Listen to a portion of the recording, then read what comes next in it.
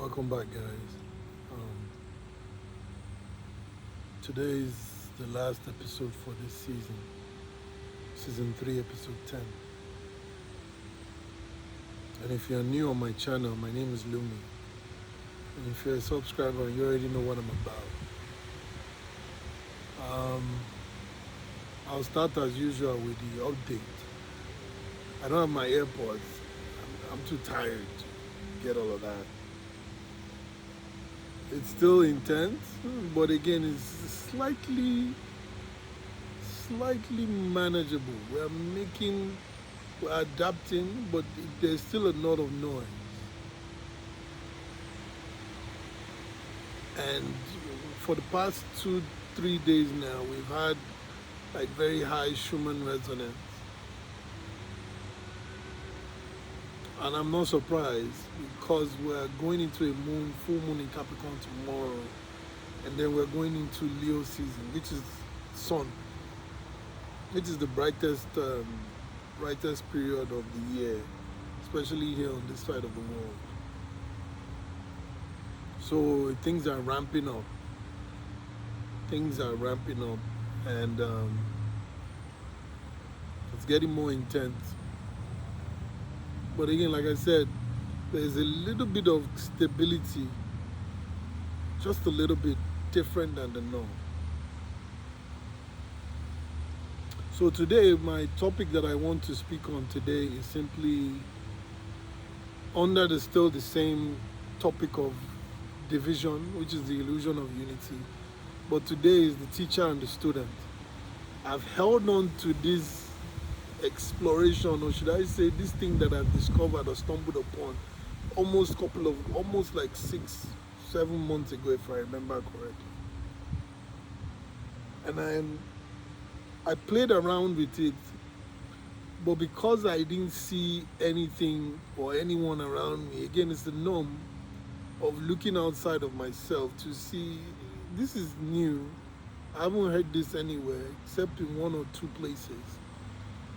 And also, what now even made it even more challenging to accept was because of how it was playing out in my own reality, right? So what I mean by the teacher and the student, you hear things like in the spiritual community, they'll say when the student is ready, the guru appears or the master appears. Or when you're growing up as a regular human being, you're growing up in school, you have a teacher that will teach you, your elders will teach you. All those type of stuff, that's the same narrative here, just in different perspective and context. So parents, they will raise you and teach you, preparing you to accept, especially in my own culture, Yoruba culture, the elders are given respect to because their age gap, automatically we assume that they know better than us, right? So there's respect that is needed to be given to the elderly based on the wisdom that they've encompassed in their own journey as an elderly person on the planet.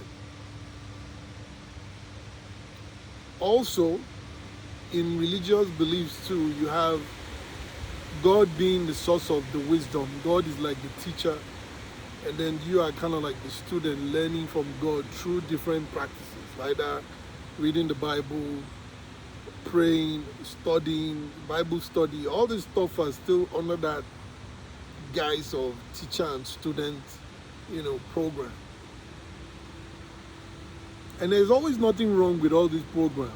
It's just when you get to the point that you feel you've outgrown it. And when I mean outgrown, it doesn't mean that you now know better than the teacher. No, you've now gotten to the point of realization that nobody can understand you better than yourself, except you and the Creator. So then you retract all those your tentacles that you're stretching outside that tends to show up in different ways, like seeking validation, people pleasing, all this other stuff, messy stuff, getting into relationships that are very challenging and toxic because of this whole dynamics that is running in the background. Even though we may not see it that way, it is sort of the way it is. Also, the same thing, if you look at this modern day relationships, marriage, it's kind of like the same thing. You hear things like oh, they are mirroring something back to you, oh, you are learning from them, or something like that. Again, it's still the same program. But for me, when I saw this program and I saw this was wrong, something is wrong here. And when I simply saw that was wrong was, how can somebody teach me something about me when even me, I'm just getting to learn more about me? Nobody has the same type of DNA as I am, and I don't have the same type of DNA as they do. So how would I even know them enough for me to even be able to teach or share something to them? And so that's why on my own journey, people kind of like push this narrative of, oh, you'll be a guru or a teacher. And that's when I dodged that bullet to know that, no, I can't teach anything because I just know about myself and I'm learning about myself. I can share my own stories, which is what this platform is about. And if you resonate with it, you can internalize what part of it looks like something that you have been looking for that you want to move past. And then you implement that, and then you integrate that, and then you express that. So I kind of like pushed it away that I'm not a teacher, neither am I a student. Because I noticed when you keep going with, oh, life lessons, oh, I'm learning, or I'm doing this, I'm doing the work, or all this stuff, all these program languages. Thing is, when you keep going that, it's kind of like you've programmed your brain in such a way that you are going through life not knowing what you are meant to do, or not knowing what is meant for you, or who is meant to be for you. So it's kind of like you're clueless, navigating the world, expecting something outside to remind you of who you are. Which is kind of like the norm of the God is outside of you. Somebody is outside of you that is coming to save you, like the damsel in distress, or the prince that is coming to rescue the princess. It's still the same program. So I think I've kind of like stretched this program out for you to see what I'm trying to say. And so even today, I've been thinking about, should I talk about it? And then I watched one guy say, he's a spiritual guy, the teacher. And he mentioned it today, and I was like, this has given me a little bit of confidence to say this now. So this is the thing. And so one of the challenges that I have is the depth at which I dive into sometimes. I can't see what that is around me. And to be honest, to be fair to myself also, not only don't I see that, but it hasn't been integrated yet into my body. I'm still experiencing the program. But this is what this whole journey is all about. For some of these things, even though you've self-realized it, there's a distance for which the body takes for the body to know what you have idealized about yourself. Because the body's wisdom is different from the soul's consciousness itself. But the whole goal is for everything to now be integrated in the body. So now that you are basically a God in human form, you are basically doing God's work without having to think or analyze. You're just moving with the flow of life and nature. So why is this important though? The reason why it's very important is because what's the English word? My English is going bad this month. If you unsubscribe for this teacher and student thing, right, then you now begin to rely on the wisdom within yourself. Then there's some sort of level of confidence and trusting in everywhere that you go to.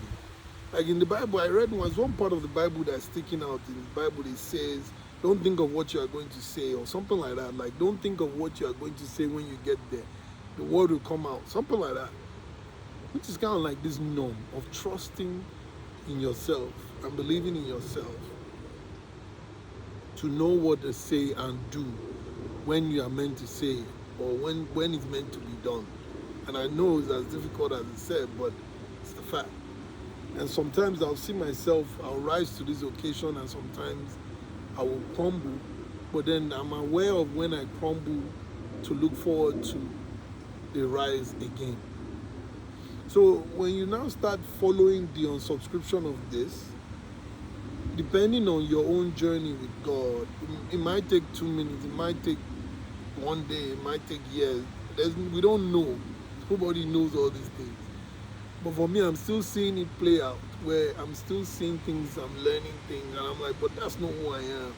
This is not who I am. And it just keep going and going and going. And so what I know, what I've envisioned about this thing when it's fully implemented is part of the true definition of unconditional love. Because you are no longer stretching outside, right? For you to see something, or for you to want something from someone, or from someone to rely on you, or from someone to depend on you, or rather you depend on someone. So there's no control, there's no struggle for power, there's no dynamics of fear there, because it's free. Because you know that everything inside of you, God has given it to you, and God will take care of you, just as the way He said He will take care of the birds and all the plants and animals.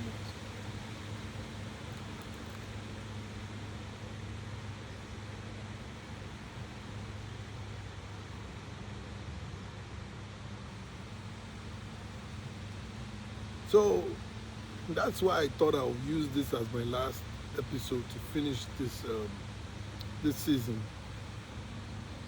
That division of the teacher and the student, it kind of like creates this divide that somebody is wiser than the other, somebody is better than the other, or someone is capable of teaching someone what someone doesn't know, or you are looking out to someone to teach you something. And there's nothing wrong with being open to learn. Please don't get me wrong. Nothing wrong in being open to learn. But that there's the intuition within yourself will always come as a guide when there's a need for information, is my whole point. And so intuition is what you earn, is your soul's language to you and the world. And it's like a dialogue between you, world, and God. And it's pure, it's clean, it's light. It has no entanglement, and it's direct. And so intuition that's the definition of intuition. Is kind of like what pierces through that program. There's no teacher, there's no student, just expression of purity and love itself.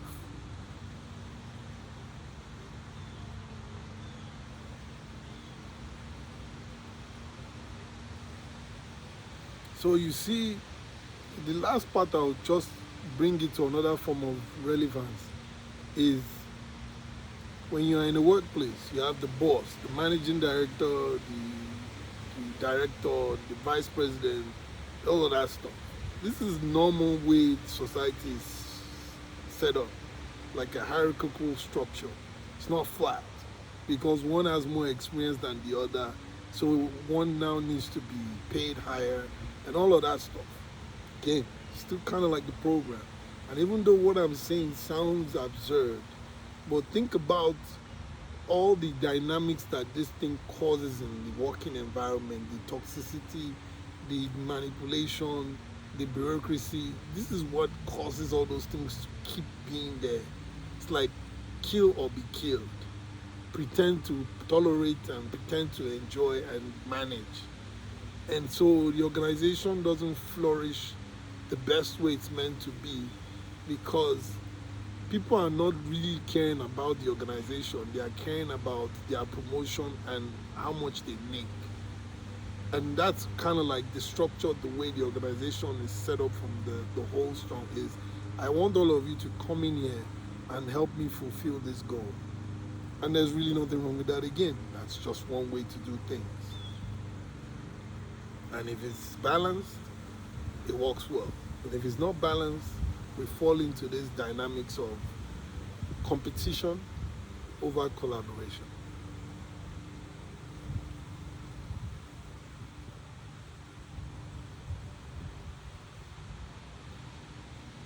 And so I think that's what I will end this with here. Because there's nothing more than that to say. There's nothing, I can go on and on and on and on. There's nothing more than that to say about that. And what I would now add to it about the current teams that we're seeing is the planet itself. You can see like 2 3 days when I said this Schumann was high. We had earthquakes in Venezuela, and I don't know, I think Japan or somewhere else. If you notice, if depending on what field you're in, as someone that came from a science background, you see the tectonic plate of the planet itself is getting hit by this sun, this light, this Schumann resonance, this light that is coming from the sun. So not only is the sun, not only is the planet feeling it, those that are highly sensitive are also getting hit with in their spine, in their what's it called, in their nervous system with it. So, and that's what's causing all of this ascension and all of this little noise of chaos that I'm talking about. But some of us, some people are still aware of what's going on and are doing their own best to maintain the focus of what matters the most, which is subscribing to practices and ideologies, organizations, communities that are seeking collaboration with one goal, which is the unified goal of moving us forward collectively.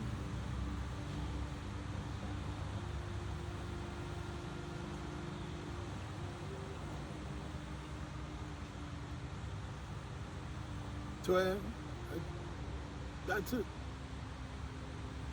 And I cannot continue to tell you guys, please continue to pray.